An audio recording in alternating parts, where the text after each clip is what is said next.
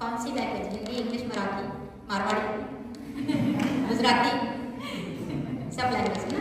तो मैं हिंदी में बात करूंगी। मुझे लगता है हिंदी लैंग्वेज से मैं ज़्यादा कंफर्टेबल हूँ और सबको समझ में आएगा भी। हाँ, चलेगा? हाँ, ओके। तो सबसे पहले मैं आप लोगों को बताऊंगी 5 to 1 0 कुछ न्यूमेरिकल्स हम बताएंगे। न्यूमेरिकल्स से आप लोगों को जो चीज़ें हैं ना वो याद करना और दिमाग में रखना इजी होगा। तो 5 2 1 0 ये क्या है? तो 5 stands for 5 meal in a day. 5 meal in a day यानी कि हमको दिन में 5 बार खाना खाना है। सुबह का ब्रेकफास्ट, दोपहर का लंच, रात का डिनर, और बीच में मॉर्निंग में ब्रेकफास्ट और लंच के बीच में एक खाना और लंच और डिनर के बीच में एक हाई डिनर। ओके, ये हो गया 5 मील इन अ डे यानी कि 5। अभी इस 5 में और एक चीज आती है कि आपकी जो प्लेट है उसमें 3 feast of vegetables, 2 feast of fruits ये होना जरूरी है, या फिर 3 फीस्ट ऑफ फ्रूट्स, 2 फीस्ट यानी मुट्ठी, इतना फ्रूट्स होना जरूरी है। तो वाइज एंड वर्सा फ्रूट्स और वेजिटेबल्स 5 फीस्ट आपके टोटल डाइट में, मील में होना जरूरी है। तो ये हो गया 5। उसके बाद में आता है 2 stand for screen time. Means आपका स्क्रीन टाइम यानी कि आपको मोबाइल में, यूट्यूब वीडियो में ये नहीं, आपकी स्टडीज का जो कुछ रिलेटेड है वो आप स्क्रीन टाइम पर लैपटॉप में, कंप्यूटर पर देख सकते हो, but not more than 2 hours. ये हो गया 2, 5, 2 and then 1 stand for physical activity at least 60 minutes और 45 minutes in a day. Morning में जॉगिंग कर लो, रनिंग कर लो, स्पॉट जॉगिंग कर लो, कुछ योगा कर लो, एक्सरसाइज कर लो, मेडिटेशन कर लो। तो ये जो कुछ है कम से कम 1 घंटा आपके 24 घंटे का जो दिनचर्या है उसमें होना ही चाहिए। इसके बाद में आता है बड़ा वाला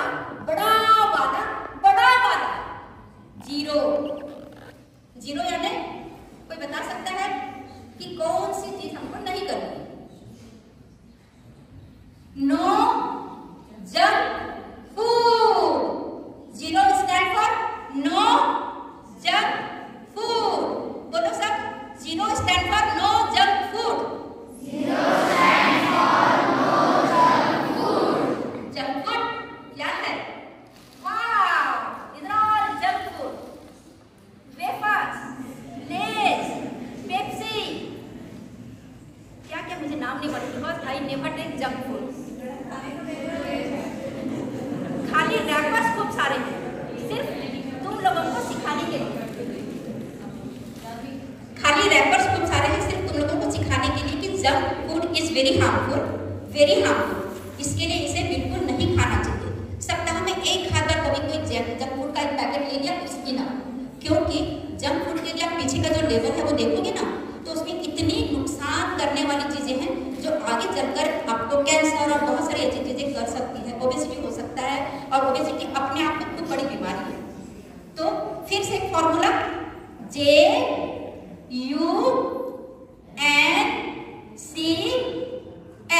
थोड़ी स्पेलिंग चेंज हो गई है। तो J stand for junks, J stand for junks, and then आता है U stand for unprocessed food, यानी कि इसमें जो है ना अल्ट्रा प्रोसेस्ड फूड, यानी कि ये जो चीजें हैं इनको ज्यादा दिन तक, यानी कि आप साल भर तक रख सकते हो पैकेट के अंदर, जिसमें कि 98% भरी होती है हवा और 2% होता है एक छोटा सा आलू, जिसे मालूम कि कौन से तेल से बनाया है। तो U stand for ultra processed food, जिसको कि हम ज्यादा दिन तक टिका कर रख सकते हैं। देन आता है C stand for carbonated and caffeinated drinks. जितना भी आप लोग देखते हो ना, फैंटा, कोका कोला, माजा, मुझे नाम ज्यादा नहीं आएंगे, तो ये सब जो है उसमें बहुत ज्यादा कार्बोनेटेड होते हैं, कैफीनेटेड फूड होते हैं, तो दैट इज ऑल्सो बिग 0। उसके बाद में आता है S यानी कि नो शुगर, नो सॉल्ट। कोई भी फूड जिसमें कि बहुत ज्यादा शुगर है, बहुत ज्यादा सॉल्ट है, तो वो आपको अवॉइड करना चाहिए। तो ये हो गया जंक्स। उसके बाद में थर्ड चीज, हमेशा खाने में हमेशा ध्यान रखिए कि king's breakfast, queen's lunch beggar's यानी कि भिखारियों के जैसा रात का खाना। क्योंकि यदि आप इस तरह से एकदम हेल्दी ब्रेकफास्ट मॉर्निंग में देते हैं तो आपकी बॉडी हेल्दी रहेगी। आपको दिन भर का जो कुछ भी शुगर, कार्बोहाइड्रेट, फैट, प्रोटीन जो कुछ है वो मॉर्निंग में ही उसका पूरा एक पैकेट आपके पेट में डाल दो, ताकि दिन भर आप एनर्जेटिक रहो और आपका पढ़ाई में, स्कूल में, स्पोर्ट्स में हर जगह पे मन लगा रहे। ठीक है, तो ये हो गया आपका कि किंग्स ब्रेकफास्ट, क्वींस लंच, यानी कि उसमें लंच में आप थोड़ी सी चीजें कम बट लेना है, जिसमें कि आपको फूड प्लेट के बारे में बताऊंगी मैं उसके बारे में। एंड देन उसके बाद में बेगर्स लेते रहने के भरपूर पानी पीने के बाद में हल्का सा कोई फ्रूट ले लो या कुछ ऐसा नाश्ता या जूस वगैरह लो, फ्रेश फ्रूट जूस। इस तरह से यदि आप आपका रखते हो तो आपकी लाइफ की लॉन्जेविटी बढ़ जाती है। इसके बाद में ये क्या है, फूड प्लेट है। आपकी एक जो प्लेट होती है उसमें ये देखिए हेल्दी ईटिंग टिप्स, 50% जो है वो आपके फ्रूट्स और वेजिटेबल्स होना चाहिए आपकी प्लेट में। उसके बाद में 25% होना चाहिए फाइबर रिच कार्बोहाइड्रेट, जिसमें कि आपके जो भी अनाज वगैरह जो है वो लीजिएगा। And then 25% protein rich food, milk, paneer, cheese, curd, these are all protein rich food। तो ये आपको लेना चाहिए। तो आपकी जो फूड प्लेट है उसमें 50%, 25%, 25% इस तरह से इक्वेशन बनाकर आपका जो डेली का जो फूड प्लेट है वो होना चाहिए। इसके बाद में ये है फूड पिरामिड। मैंने आपको बोला ना, मैं न्यूमेरिकल बताऊंगी, नंबर्स बताऊंगी, फिगर्स बताऊंगी। तो दिस इज फूड पिरामिड। ठीक है, अभी फूड पिरामिड में सबसे ज्यादा क्या होना चाहिए, तो जो बेस दिख रहा है आपको, ये बेस यानी कि सबसे ज्यादा आपका जो डेली जो मील है उसमें होना चाहिए grains, cereals, pulses. And as I told you कि 5 meal in a day, 5 servings. Then उससे थोड़ा कम होना चाहिए fruits, vegetables and leafy vegetables, 2 to 3 servings. And after that थोड़ा कम, बेस से थोड़ा कम dairy products like milk, yoghurt, cheese, paneer, curd, all this things. Then सबसे टॉप में आता है जो कि बहुत कम लेना चाहिए, बहुत कम होना चाहिए आपकी डाइट में, आपके मील में, वो है fats and sugar, ghee, oil, butter, sugar and jelly. ये कम मात्रा में होना चाहिए। और just avoid all the white things in the kitchen, salt, sugar, maida, these are all very harmful, घी, ये सब चीजें आपकी सेहत के लिए अच्छी नहीं है। तो दिस इज फूड पिरामिड। ये विटामिन का चार्ट है। इसमें पूरा एक बताया है कि हमें हमारा जो डेली जो हमारा जो डाइट है उसमें vitamin A, B1, B2, B3, B5, B6, B7, B9, B12, C, D, E, K ये सब इंक्लूड होना चाहिए। तो वो किन इंग्रेडिएंट से मिल सकता है, इसका फोटो मैं मैडम से शेयर करूंगी। I will request madam to share this to all the students, so you will come to know कि which things you should include in your diet. इसके बाद में मैं अब ट्राई कर सकती ना, गुड टच आ, लेकिन good touch bad, good touch bad touch. किसी को मालूम है गुड टच बैड टच क्या होता है? Good touch bad touch.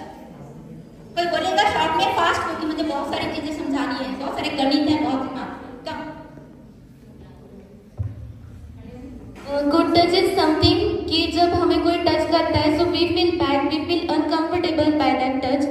And bad touch is something when we feel uncomfortable when someone is touching us. And good touch is something when we are touched by our parents, our family. So that one is good touch. And we don't feel uncomfortable when they are touching us. And that touch is specific towards our like cheeks and hugging us. But when someone is touching us on our private parts, so that is also known as bad touch. Excellent. She has explained very nicely, but now I am explaining it in a different way.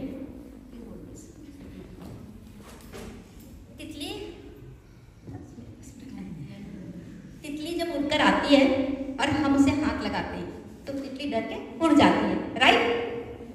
यदि हम कहीं से जा रहे हैं, कुत्ता हम ऊपर में जोर से ऐसे अटैक करने को करता है ना, तो हम उसे मारते हैं तो वो भौं भौं करेगा और भाग जाएगा, क्योंकि उसे मालूम है यदि हम ज्यादा देर तक रुका, हम उस पर पत्थर फेंकेंगे तो वो अपनी रक्षा भाग जाएगा। ऐसे ही कोई बर्ड्स है, उसको हम उसके पास में जाएंगे तो उसे मालूम है कि उसको खतरा है, उसे खतरा है, तो वो भी उड़ जाएगी। इस तरह से हर पक्षियों को मालूम है, जानवरों को मालूम है, बटरफ्लाई को मालूम है, सबको मालूम है कि कुछ अच्छा नहीं है सराउंडिंग में, तो या तो कुत्ते की तरफ भौंकना है, भो, या फिर वो जगह मालूम है सेफ नहीं है, भाग जाने का है। तो इसी तरह से हमारी लाइफ में हमें कुछ सर्कल्स हैं, सेफ सर्कल। अब वो सेफ सर्कल क्या है, तो हम एक इमेजिनरी सेफ सर्कल बनाते हैं। उस सेफ सर्कल में कौन कौन आता है? हमारे मम्मी पापा। सेफ सर्कल में कौन आते हैं? सबसे पहले हमारे मम्मी पापा। तो हमारी मम्मी हमें टच कर सकती है, पापा हमें शाबाशी दे सकते हैं। तो ऐसा कुछ जो टच करने पर हमें गुड फील होता है, अच्छा लगता है, और ऐसा नहीं लगता कि हम सेफ नहीं हैं, तो दैट इज गुड टच। जैसे टीचर कभी शाबाशी देती, कुछ अच्छे मार्क्स आ गए तो, है ना, कुछ अच्छा हमें रैंक लाया, कुछ पुरस्कार लेकर आए, कुछ प्राइज लेकर आए, तो मम्मी पापा खुश होते, शाबाश बेटा, है ना, टैप करते हैं ना, या फिर मम्मी माथे पर प्यार से पप्पी दे देती है ना, ठीक है। तो दिस इज गुड टच जो कि सेफ सर्कल में आता है। पर कभी कभी हम सेफ सर्कल में टीचर को इंक्लूड कर सकते हैं कि क्योंकि टीचर से भी हम कभी कोई ऐसी बातें हैं जो शेयर कर सकते हैं। फिर उसके बाद में आता है अनसेफ सर्कल। उस सर्कल में ऐसे लोग आते हैं जिन्हें हम नहीं जानते, नहीं पहचानते, पर वो हमें टच करने की कोशिश करते हैं, हमें छूने की कोशिश करते हैं। जैसे कि हाय बेटा, गुड गुड, कैसे हो तुम? अच्छा है? No. Is it good? No. Mummy ने कहा शाबाश बेटा, इट इज गुड? यस। पापा ने कहा वाह बहुत अच्छे मार्क्स आए, it is good? Yes. Mummy ने बोला ओके बेटा, आपने खाना खाया, इट्स गुड। बट कोई ओ मेरी गुड़िया, कितनी अच्छी, अच्छा है। यदि किसी दूसरे ने किया तो नो नो। तो हमारे बॉडी के कुछ पार्ट्स ऐसे होते हैं जो हम ढक के रखते हैं ना, ठीक है। सिर्फ नहाते समय बाथरूम में हम जब नहाते तो उसके अलावा हमारे ऐसे कौन से बॉडी पार्ट्स हैं जो हम ढक के रखते हैं? हमारा चेस्ट का एरिया, हमारे दोनों जांघों के बीच का एरिया, है ना, जहाँ पर स्विमिंग कॉस्ट्यूम पहनते समय जो एरिया कवर होता है। तो इसलिए आपके लिप्स, आपकी छाती और आपके दोनों जांघों के बीच का एरिया और आपके बक्स, इस जगह पर किसी ने भी हाथ लगाया तो वो अच्छी बात नहीं है। तो इसके लिए ऐसे टाइम पर आपको महसूस हो गया कि this is not good touch and I am not safe, तो जोर से बोलो नो। वो डर जाएगा, अरे इसको हाथ लगा के तो कहीं बता देगी, वो उसको पास में बुलाएगा, अरे कुछ नहीं बेटा, ये तो अपने आपस की बात है, ये तो अपने आपस की बात है, किसी को बताना नहीं, हाँ किसी को बताना नहीं। तो समझ जाना, किसी ने बोला ना किसी को बताना नहीं, तो कुछ तो गड़बड़ है। क्यों नहीं बताना? टीचर जो अच्छा सिखाती है मैं सबको बताती हूँ, मैंने जो सीखा मैं सबको बताती हूँ, पर उसने बोला ये अपने आपस की बात है, किसी को बताना नहीं, तो बोलना नहीं, नो, ये गलत है। और इसे तो मैं सबको बताऊंगी जाके कि आपने ऐसा किया। फिर भले वो टीचर हो, वो ड्राइवर हो, कोई भी हो, चाहे पड़ोस में कोई आदमी हो या इवन अपने अंकल हो, चाचा हो, कोई भी हो, जिसने ऐसा बोला तो उसको तो बिल्कुल उसी समय धमकी देना कि no this is wrong and I will just tell to my mom. तो उसके लिए एक सिंपल सा फॉर्मूला, पैंट्स, PANTS, पैंट्स। तो पैंट्स में P stand for private parts are private, nobody is allowed to touch it। Private parts में कौन से आ गए? हमारे ये वाला हिस्सा आ गया, ये वाला हिस्सा आ गया, बना गया। तो private parts are mine and are private and nobody is allowed to touch it। A stand for always remember that your body is yours, nobody can touch it without your permission। क्योंकि doctor भी जब check करते हैं तो mummy खड़ी रहती है, यदि लड़के हैं तो मम्मी खड़ी रहेगी, लड़का है तो पापा खड़े रहेंगे, मम्मी खड़े रहेंगे। आपकी परमिशन के बिना इवन डॉक्टर भी आपको चेक नहीं कर सकते। somebody should be stand over there। then P A and then N is